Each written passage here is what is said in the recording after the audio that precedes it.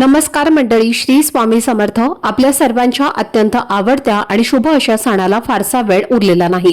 येत्या 18 ऑक्टोबरला धनत्रयोदशी आहे आणि 21 ऑक्टोबरला दिवाळी साजरी केली जाणार आहे। तर हे दोन्ही दिवस आपल्या आयुष्यात लक्ष्मी येण्यासाठी, घरात सुख समृद्धी टिकून राहण्यासाठी फारच शुभ मानले गेले आहेत। तर अशा या पवित्र दिवसात जर आपण काही विशिष्ट उपाय केले, काही साध्या गोष्टी लक्षात घेतल्या तर त्याचा खूप चांगला परिणाम आपल्या घरावर आणि आपल्या आयुष्यावर होतो।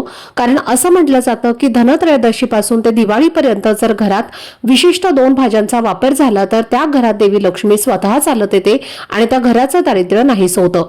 इतकंच नाही तर 7 पिढ्यांचं दारिद्र्यही संपतं आणि घरात सोन्यासारखे दिवस सुरू होतात। तर असे कोणते उपाय आहेत, कोणत्या भाज्यांची गोष्ट आहे आणि या 2 दिवसात कोणते नियम पाळायचे आहेत, कोणत्या चुका टाळायच्या आहेत याबाबतचा सविस्तर एक डिटेल व्हिडिओ मी तुमच्यासोबत शेअर केलेला आहे। तर तो व्हिडिओ पाहण्यासाठी या व्हिडिओच्या खाली जो छोटासा त्रिकोण दिसत आहे त्यावरती क्लिक करा, म्हणजे संपूर्ण माहिती तुमच्यापर्यंत पोहोचेल। धन्यवाद। श्री स्वामी समर्थ।